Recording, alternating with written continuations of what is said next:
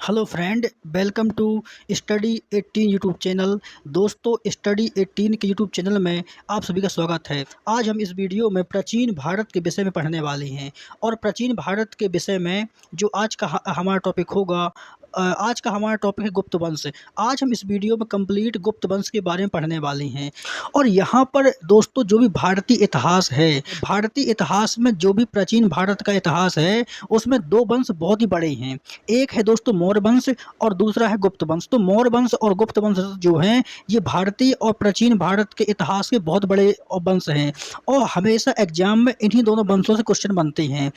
या कि वो पूछेगा मौर्य वंश से, कि उसके बाद पूछता है गुप्त वंश से। तो आज के वीडियो में हम गुप्त वंश के बारे में पढ़ने वाले हैं। यहाँ पर अगर बात करें कि गुप्त वंश का इतिहास क्या है ना, गुप्त कहाँ से आए थे, गुप्त वंश का इतिहास क्या है, इसके बारे में अगर हम बात करें तो यहाँ पर गुप्त जो साम्राज्य होता है, तो गुप्त साम्राज्य का उदय तीसरी शताब्दी के अंत में हुआ था।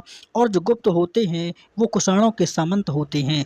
हमने इसके पिछले वीडियो में आपको बताया था कि जो भी गुप्त थे तो भी कुषाण थे। तो कुषाण वंश के बारे में हमने आपको इसके पिछले वीडियो में वहाँ पर कुषाण वंश के बारे में विस्तार से चर्चा किया था कि कुषाण कौन थे, कुषाण कहाँ से आए थे। तो यहाँ पर जो भी गुप्त होते हैं, तो गुप्त किसके संबंध थे, तो गुप्त कुषाणों के संबंध थे। मतलब कि दोस्तों यहाँ पर एक सत्ता स्थापित होने के लिए, मतलब कि वो व्यक्ति कभी ना कभी किसी राज परिवार में रहा होगा, उसका संबंध किसी राजा से रहा होगा, इसीलिए तो उसने बाद में जब यहाँ पर कुषाण बहुत कमज़ोर पड़ जाते हैं, तो जब कुषाण वंश बहुत कमज़ोर पड़ जाता है, तो कुषाण वंश के कमज़ोर पड़ते ही यहाँ पर जो भी गुप्त वंश होता है, तो गुप्त वंश का उदय हो जाता है। तो यहाँ पर हम कह सकते हैं कि जो भी गुप्त होते हैं वो कुषाणों के सामंत होते हैं।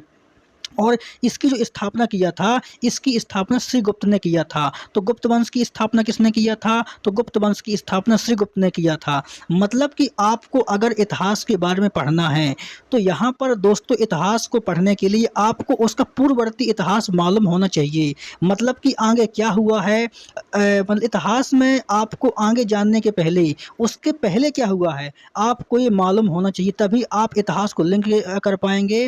और जब आप इतिहास को लिंक कर पाएंगे, उसके बाद आप इतिहास को पढ़ पाएंगे। मतलब कि अगर आपको इतिहास पढ़ना है तो उसके पहले के वंशों के बारे में आपको जानकारी मालूम हो, उसके बाद के वंशों के बारे में जानकारी मालूम हो, और उसके समकालीन कौन कौन से वंश थे इसके बारे में भी आपको जानकारी होनी चाहिए। तो मैं आपको इस वीडियो में गुप्त वंश को ऐसा पढ़ाऊंगा कि आखिर ये तो हमारा पार्ट 1 वीडियो होगा और हम यहाँ पर गुप्त वंश को और कम से कम 3-4 पार्ट में कवर करेंगे, क्योंकि गुप्त वंश अपने आप में बहुत बड़ा चैप्टर है। तो जब मैं आपको यहाँ पर हिस्ट्री को मैप के माध्यम से पढ़ाऊँगा और यहाँ पर बताऊँगा कि गुप्त कौन थे, गुप्तों के समकालीन कौन कौन से वंश थे और उनके समकालीन कौन कौन से राजा थे, तो आपको एक प्रकार से जब आप हिस्ट्री को मैप के माध्यम से पढ़ेंगे, मतलब पूरी हिस्ट्री और अपने आप आपके दिमाग में फिट हो जाएगी। मतलब कि आप फिर यह अनुमान लगा पाएंगे कि आखिर उसके समकालीन राजा कौन था, उसके पूर्ववर्ती राजा कौन था। तो दोस्तों इस वीडियो में हम इसी प्रकार से पढ़ने वाले हैं। तो आप अभी यहाँ पर देख रहे हैं, लेकिन जो भी इसके आगे हम पढ़ेंगे वो पूरा एकदम कॉन्सेप्ट के साथ पढ़ेंगे। तो यहाँ पर अगर हम बात करें कि गुप्तों की जानकारी हमको कहाँ से मिलती, किसी भी वंश को जानने के लिए उसके कुछ स्रोत होते हैं। मतलब कि वो वंश कहाँ से आया, उससे कौन कौन से स्रोत हैं, मतलब कि इसकी जो जानकारी है वो कहाँ से मिलती है। तो इसके कुछ यहाँ पर साहित्यिक स्रोत हैं, देसी स्रोत हैं और विदेशी स्रोत हैं। मतलब कि यहाँ पर हम कुछ साहित्यिक स्रोतों के माध्यम से जानकारी प्राप्त करते हैं, देसी स्रोतों के माध्यम से करते हैं और विदेशी स्रोतों के माध्यम से करते हैं। यहाँ पर अगर हम साहित्यिक स्रोतों की बात करें तो साहित्यिक स्रोतों में कौन आते हैं, तो उसमें पुराण आते हैं। और पुराण में इस वंश के शासकों की वंशावली मिली है, और वो भी वायु पुराण में और विष्णु पुराण में। जो भी वायु पुराण हैं और विष्णु पुराण हैं, उसमें हमको जो भी गुप्त काल के राजा हुए हैं उनकी एकदम क्रमवार सूची प्राप्त हुई है। तो यहाँ से हम बोल सकते हैं कि यहाँ पर साहित्यिक जो साक्ष्य हैं वो वहाँ पर पुराणों से मिलते हैं। इसके बाद यहाँ पर कुछ देसी स्रोत प्राप्त हुए हैं। देसी स्रोत की बात करें तो जो भी बौद्ध ग्रंथ है, जो भी बौद्ध स्रोत हैं, तो बौद्ध स्रोत में यहाँ पर मंजूश्री कल्प, और यहाँ पर जो विशाख दत्त है, तो विशाख दत्त ने लिखा है मुद्रा राक्षस और देवी चंद्रगुप्तम। तो मुद्रा राक्षस और देवी चंद्रगुप्तम से हमको यहाँ पर जो है गुप्तों के बारे में जानकारी प्राप्त होती है। उसके बाद कुछ यहाँ पर विदेशी स्रोत होते हैं। तो विदेशी स्रोतों की बात करें तो उसमें से चीनी यात्री जो फायान था, तो चीनी यात्री जो फायान होता है ये चंद्रगुप्त द्वितीय के टाइम पे भारत पे आया था, और ये एक विदेशी होता है और यह भारत में बौद्ध धर्म की शिक्षा के लिए आता है। तो जब ये चीनी यात्री फायान कुश्चन भारत में आता है तो इसने दोस्तों भारत में आकर के फॉर यू की, इसकी किताब का नाम क्या है, इसकी किताब का नाम है फॉर यू की, तो उसमें भी हमको वहाँ पर गुप्त वंश के बारे में जानकारी मिलती है। तो यहाँ पर एक प्रकार से हमने क्रम वाइज देखा है कि वहाँ पर साहित्यिक स्रोत कौन थे, देसी स्रोत कौन थे और विदेशी स्रोत कौन थे। तो इस प्रकार से दोस्तों क्या होता है कि आपको इतिहास को पढ़ने के पहले आपको ये तो मालूम हो कि उसकी जानकारी कहाँ से मिलती है, वो कहाँ से आए थे। और एग्जाम में अक्सर ये पूछता है कि बताओ कि इसके मतलब इस लेखक के हिसाब से, इस पुस्तक के हिसाब से, मतलब कि उस वंश की जानकारी हमको कहाँ से मिलेगी, कहाँ से प्राप्त होगी। तो ये क्वेश्चन हमेशा जो है बनते हैं एग्जामों में।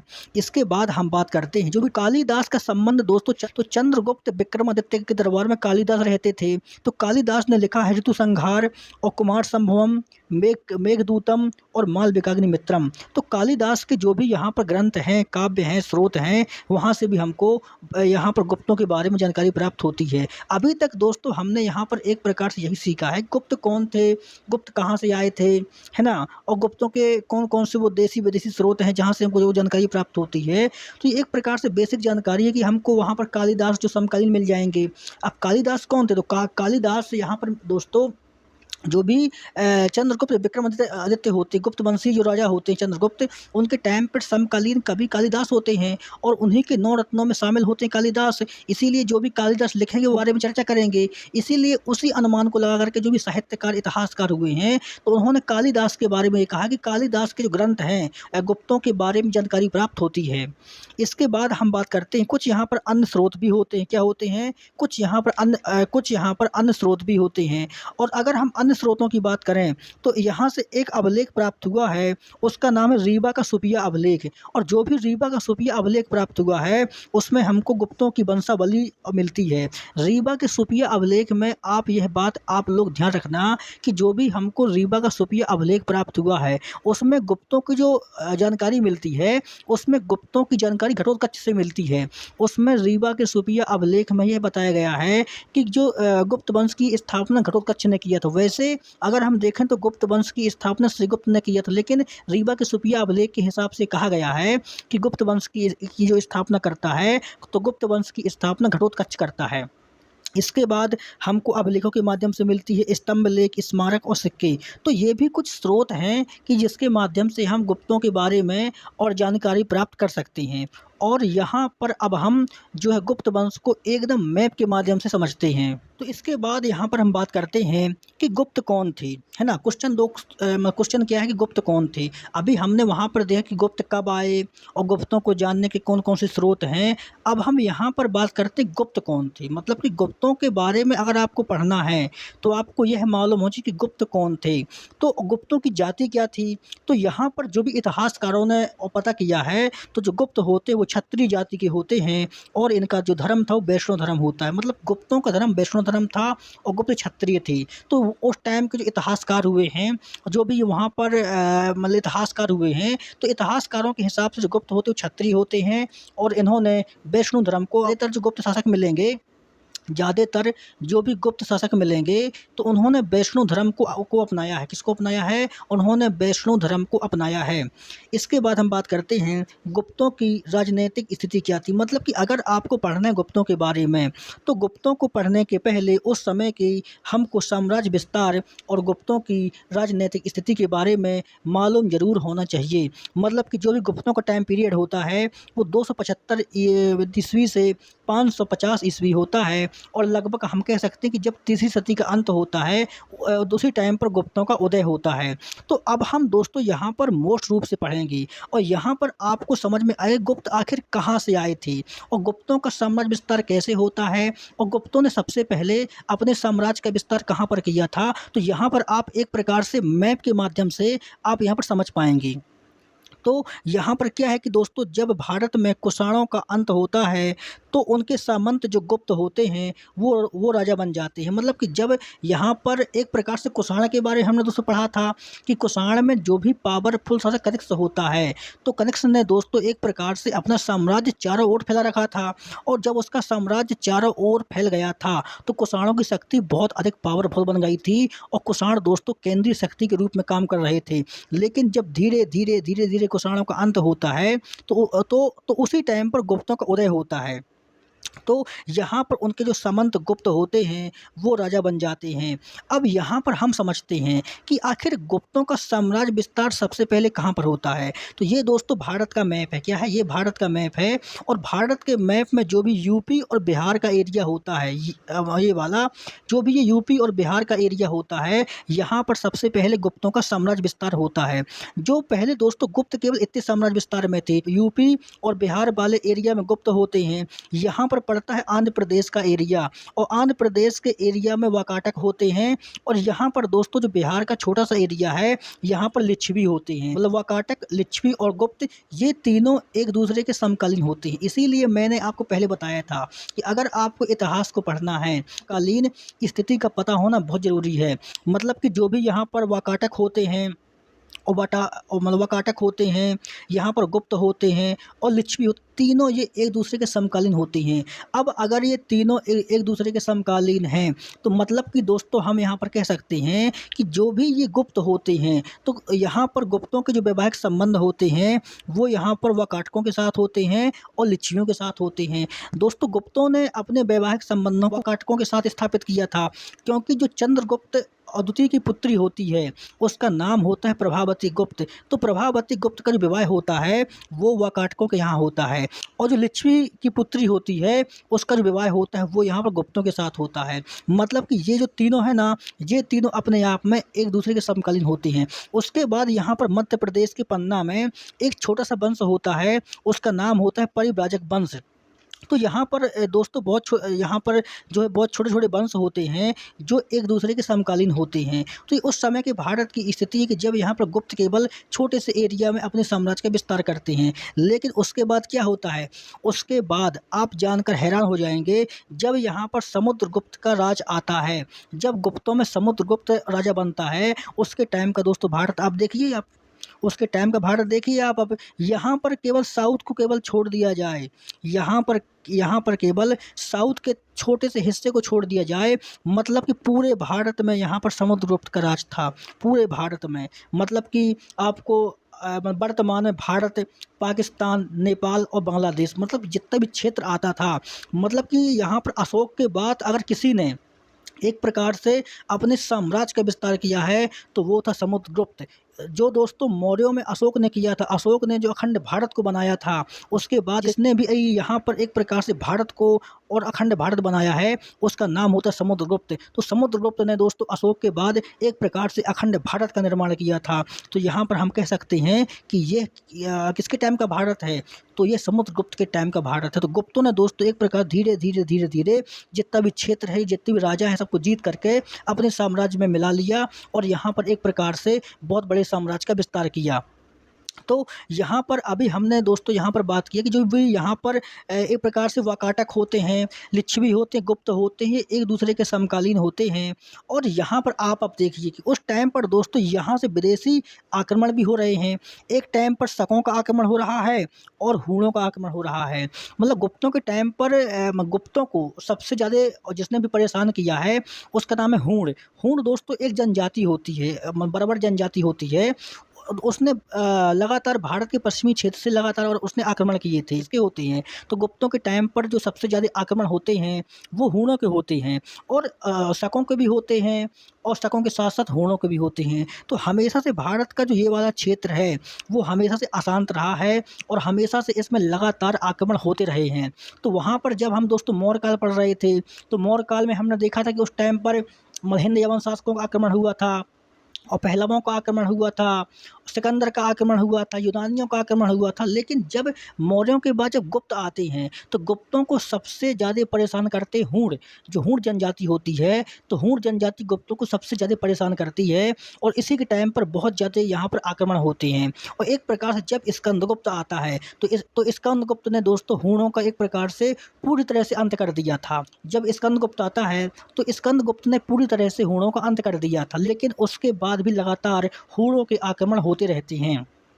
तो यहाँ पर दोस्तों जो यहाँ वाकाटक होते हैं इनके समकालीन होते हैं। तो यहाँ पर हमने आपको दो प्रकार की स्थिति बताई है। जब यहाँ पर गुप्त वंश का उदय होता है, आप यहाँ पर उस टाइम का भारत देखिए, और जब गुप्त वंश में समुद्रगुप्त का राज होता है। एक प्रकार से जब गुप्त वंश के शासक और राज कर लेते हैं और जब समुद्रगुप्त का यहाँ पर शासन होता है, आप उस टाइम के भारत को देखिए कितना अंतर है दोस्तों, कितना अंतर है उस टाइम का भारत और यहाँ पर समुद्रगुप्त के टाइम का भारत। इसीलिए जो गुप्त साम्राज्य होता है वो बहुत बड़ा हो जाता है और एक प्रकार से मौर्य वंश के बाद जो भी शक्तिशाली और पावरफुल वंश होता है उसका नाम गुप्त होता है। तो यहाँ पर अभी हमने गुप्त का पार्ट 1 यहाँ पर कवर किया है दोस्तों। इसके हम 4-5 वीडियो बनाएंगे और जब आपका पूरा गुप्त वंश कंप्लीट होगा, जब आप वो 4-5 वीडियो पढ़ लेंगे, उसके बाद आपका जितना भी पूरा गुप्त वंश है वो कंप्लीट हो जाएगा। फिर कितने भी कोई भी क्वेश्चन आ जाए गुप्तों से, फिर गुप्तों से किसी भी एग्जाम में कोई भी क्वेश्चन आ जाए,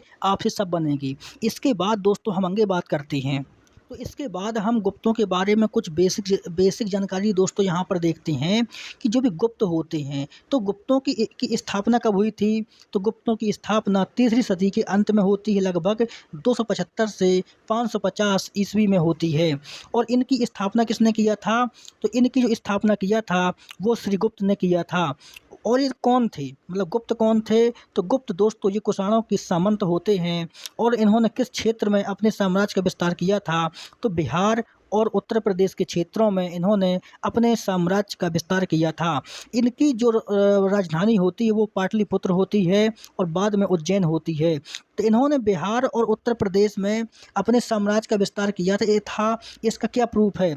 तो वहाँ पर सबसे ज़्यादा इनके अभिलेख मिले हैं, सिक्के मिले हैं और राजाओं के नाम मिले हैं और साक्ष्य मिले हैं। मतलब उत्तर प्रदेश और बिहार से गुप्तों के सबसे ज़्यादा अभिलेख मिले हैं, सिक्के मिले हैं, एक प्रकार से राजाओं के नाम मिले हैं, साक्ष्य मिले हैं। तो हम यह अनुमान लगा सकते हैं कि जो भी गुप्तों का साम्राज्य रहा होगा वो यहाँ पर जो है बिहार और उत्तर प्रदेश के क्षेत्र में रहा होगा। इसके बाद हम बात करते हैं, मतलब आज अगर हम वर्तमान में बात करें तो वर्तमान में वो कौन कौन से देश होंगे जहाँ पर गुप्तों ने अपना शासन स्थापित किया था। तो भारत, पाकिस्तान, बांग्लादेश और नेपाल, यहाँ पर गुप्तों का शासन था। तो एक प्रकार से हम बोल सकते हैं कि मौर्य वंश से भी थोड़ा कम था। मौर्य वंश में दोस्तों भारत भी आता था, पाकिस्तान भी आता था, अफगानिस्तान भी आता था, म्यांमार भी आता था, बांग्लादेश भी आता था और नेपाल भी आता था, भूटान भी आता था। लेकिन यहाँ पर जो गुप्त होते हैं तो गुप्त केवल 4 देशों में अपने साम्राज्य की स्थापना करते हैं और इनकी जो भाषा होती है वो संस्कृत होती है और इनका जो धर्म होता है वो हिंदू होता है। तो यहाँ पर हमने बेसिक रूप से गुप्तों के बारे में और जानकारी प्राप्त किया है। दोस्तों हम इसके अगले वीडियो में जितने भी गुप्त शासक हैं उनके बारे में कंप्लीट एक वीडियो में आपको पढ़ाएंगे। तो आप हमारी हिस्ट्री से जुड़िए, क्योंकि यहाँ पर हम कंप्लीट हिस्ट्री को पढ़ाने वाले हैं।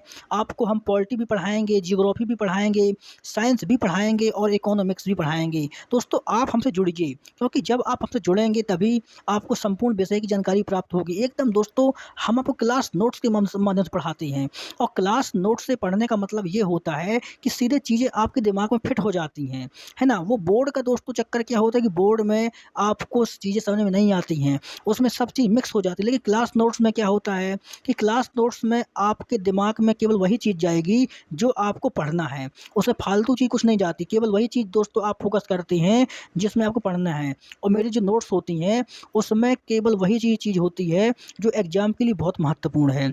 तो दोस्तों उम्मीद करते हैं कि आपको ये वीडियो पसंद आया होगा और मिलते हैं इसके अगले वीडियो में। और जब तक के लिए आप सभी का धन्यवाद।